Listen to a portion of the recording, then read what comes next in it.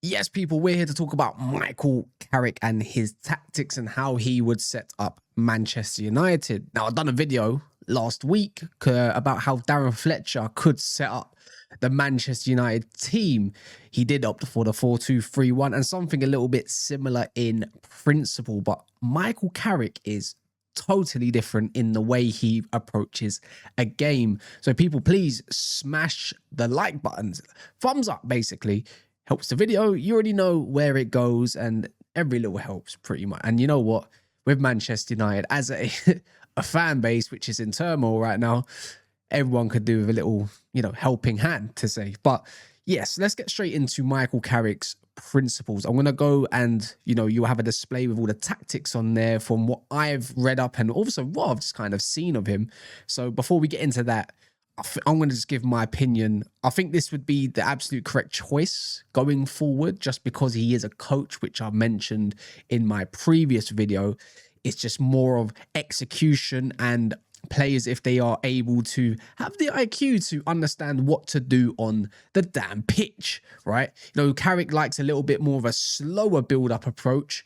It isn't rigid. It isn't heavy metal. So I wouldn't expect a crazy pressing trigger type of game from him, and he does like something similar to De Zerbi and the way Brian are in terms of building up from the centre backs. It looks a little lopsided, so if you lot don't like the attacking sequence, which most teams pretty much have, let's call it a back three, yeah, you might have a little bit of hint of Amorim back at the fold. It's just the instructions and principles from what I can see from beforehand and whatnot, it's that little bit different.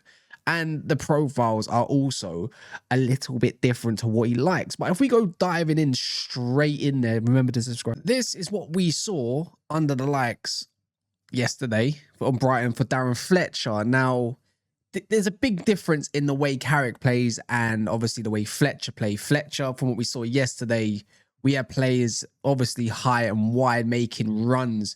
If I'm going to highlight a couple key players, it would be the likes of Delo and Dorgu.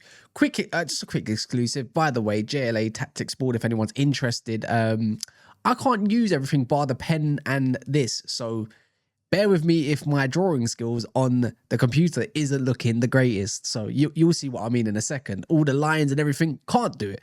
But the players that I'm highlighting under Fletcher, the difference is with Carrick is that these two players, and to be fair, one of them will be somewhat similar, right, is this player obviously in the likes of the low was pretty much, if we move everyone up here, a little bit more here, the low was absolutely high and wide, a little bit similar to the likes of, the old school Manchester United way of getting fullbacks nice, high and wide. Now, if I'm just to move a couple of these backwards so it doesn't look absolutely outrageous, this is what we got. These two were very, very much the players I thought that we were going to rely upon to kind of do a little bit of damage. You got the likes of Delo doing, here's my pen skills, pretty much making this sort of run into there. You had Dorgu pretty much doing the line. And then you got the likes, of course, Bruno Fernandes, who was the main guy, for me anyways, who, he was the main person. The whole point was to try and get the striker in Sesko as well, in behind, pretty much making all sorts of runs into the danger area, which is pretty much in this kind of area in the box. And what we saw was a bit of a different kind of build up, whether it was Dorgu or anybody else. And in the end, it pretty much got found out. Where Acuna was trying to get into the space a little bit closer to the likes of Bruno Fernandes or Mason Mount in occupying different kind of areas. It was very much central and out wide. Man United didn't have, I wouldn't say a lot of grace, but there were times where Mount would make certain runs and, it was pretty much a little bit of a 2-2, 4-5, whatever formations you kind of wanted to see today. Even Martinez was quite heavily involved in breaking lines. Everything had to pretty much serve one man and one man alone. And that was actually Bruno Fernandes. Anytime he got the ball, he was trying to be the one that threaded the ball through. Now, I feel like under Carrick, now he's got Mbeumo, Ahmad available, maybe as the Ligt, there's Maguire and the rest of it. right? I think we're going to see something completely different. Now, if we're going to go on to this, I'm just going to move everybody back into just what the shape that we did see.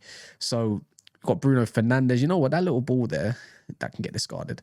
You know, if we go back to the original 4-2 kind of 3-1 setup, this is actually how Carrick sets up his football, right? And his players.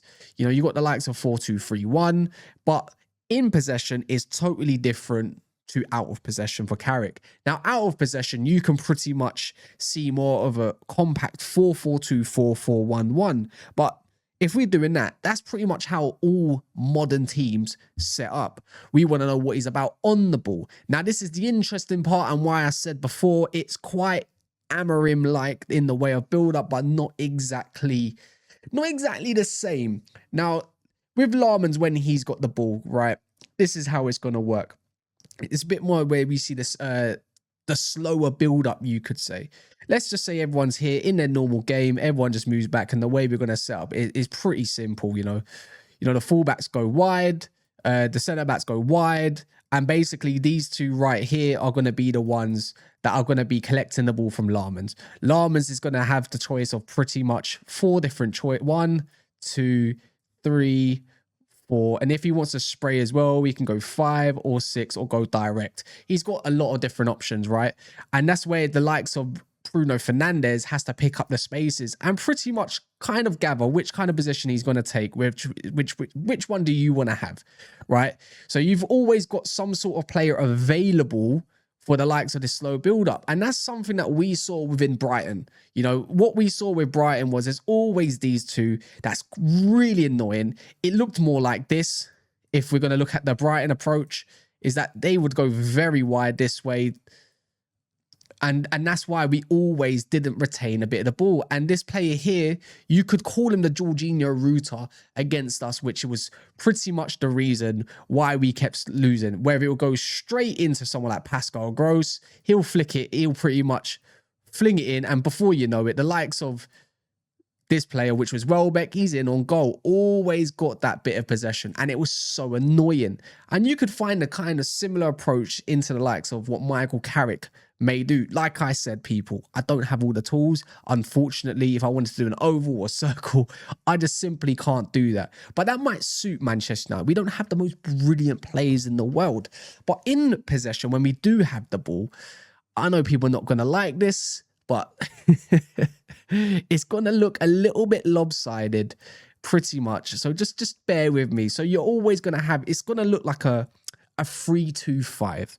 Right, we got Martinez. I'm going to change some personnel, right? And you're not, the double pivot always with one another. This guy here, again, Bruno Fernandes will be the main man. And this play out here is a little bit wide. Now, if you look at that, you're pretty much looking like a bit of a free. I hate that I'm doing this. You got a bit of a free back here. You got your 2 pivots here. You got your left back pretty much doing the line. As you see, these two are together. Bruno Fernandes, let's just put in this instance, is going to be the main one. But out wide, you might see a bit of a different in terms of the right winger. The difference is this is the right back, right? So we got the low and we got Bruno Fernandes. This is your right winger who is going to be doing a lot of touch. See, this is where it didn't work. A lot of touchline stuff. And this is where I feel with Carrick, you know, it's going to be beneficial to the profiles that we do have, because if I'm going to take away some of these players right here in terms of the low and Bruno, let's just get rid of everything. It's a little bit like this shape, right?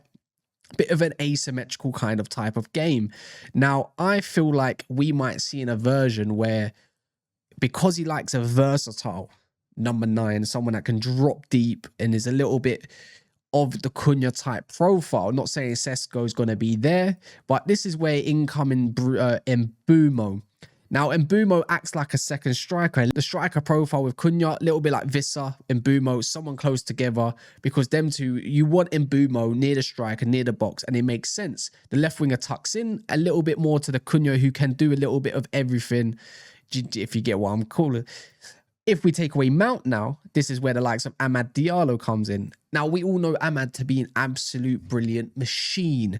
And with what Amad can do, he's a bit of an overall sort of winger. Whether you want to come in inside, whether you want him inside or down the line or coming back or a little bit of an outlet, he is absolutely brilliant. And these two here will always be a pivot that are alongside one another, whether you call it 8s or 6s. This is where the different personnel comes in. Now, it's going to be interesting. I don't think Agate is the profile he likes just because of security. I would actually like to see someone like Kone come in here. Someone that you can rely upon in a 6 that's very comfortable in possession. But then you're going to ask yourself, where's the anchor? Where's the physicality? I think the likes of Kone could be the likes of his Hayden Hackney, or can he transform Mainoo into a bit more of that sort of profile? These two are always kind of symmetrical and with one another. So in this case, I don't feel like he's going to go with Kone, but the likes of Casemiro might be a little bit of an anchor, because in these back threes in transition, as we've seen, we know that Casemiro is actually very functional and much better than Agate. So I feel like we'll see a pivot of Casemiro and obviously Kobbie Mainoo. Now, if we're going to change one as well, it's going to be more like in a back three, looking like a bit more of an inverted fullback. I'll take away the low. And then obviously you've got the likes of Mazraoui, if I can actually find him. And this is where he thrives. Someone who's going to stay in this kind of pocket and area, not really go further forward. Sorry, as you can see, it's not working. Right, you could call that more of an inverted fullback. Now, you've got the likes of Martinez and Yoro. Now, I'm going to imagine that Carrick likes someone that's very progressive that can find there. And I think Martinez might have the nod. But the one here for me is a bit tricky to kind of call. Now, I would like to think it could be someone like Harry Maguire. If I say Harry Maguire, I think people will be like, what are you talking about? You have no idea what you're talking about, right? I'm putting that man De Ligt in there. A bit more of a captain, a bit more of a leader, and a bit more of a presence. I think De Ligt is definitely underrated. And in that middle, that centre-back, you want someone that can cover the back spaces quite a lot. I think Martinez might get the nod here. But if it was up to me, I would put Heaven. But I feel like because of the progression, because he can break lines, we might see a Martinez and De Ligt partnership in future. But everything, again, for this system is a little bit designed. Again, what I said before is around the likes of Bruno Fernandes. The 10 is the orchestrating all of this 4-2-3-1, this, 3-2, I don't know what you want to call it exactly, a bit more of an asymmetrical 3-2-5 or 3-2-4-1. And this is where the interesting part is. What we don't exactly have in this position is this man is obviously is Dorgu. Now, Dorgu's proved that he can do that line. But if you're going to have someone that's going to have a quality of delivery, I don't know where Dorgu fits into there, but he has proven that he can be a decent enough option as a fullback, especially if it's just doing the simple jobs of going up and down the line, someone that can make breaking runs and also can link up maybe with the likes of Mbeumo. Effectively, you could call it the wing-back role. But for me, if someone's just a little bit better, I think you probably have to trust it someone like Shaw. And that actually might be one of our better options going forward. We just got to create relationships on the pitch. And that's what we haven't done exactly so far under Ruben Amorim. A lot of the relationships aren't there. We've seen Amad and obviously like Mbeumo, but I don't feel like anything's developed. We don't even know our best centre-back options or who our best partnership is. Is it De Ligt? Is it Heaven? Is it Yoro? Is it Martinez? It's a little bit too much. But all I'm going to say is these two here need to develop a much better relationship. Bruno Fernandes is just a master at just picking out passes when he needs to, when he's got all the freedom in the world.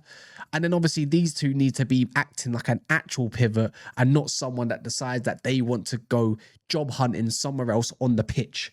Now, for me, with what Carrick likes, as I said, and I mentioned before, he likes patient build-up. And he only presses when there's a trigger, whether it's a lazy touch or where they're playing backwards. That's when Carrick likes to get up the pitch. Now, I would like to see this sort of Man United team. I don't know if we are going to see such a Manchester United team. But all I know is there's a coach there Hopefully we get enough support and hopefully we can get over the line. Now, will he trust the youth in terms of the Sekou Kones and the Shea Lacey's? I think there's actual positions in here for the likes of Shea Lacey. I think you can actually see maybe if he doesn't go to Lausanne Sports, a Sekou Kone come into the midfield. But all I know is Carrick does not like players that are not technically secure. And that makes me worried about the likes of Agate, even though he is not really proving much going at the moment. But there might be a little future there for the likes of Mason Mount in a side, or Sesko if he wants to play a little bit more direct, if it's a little bit too rigid.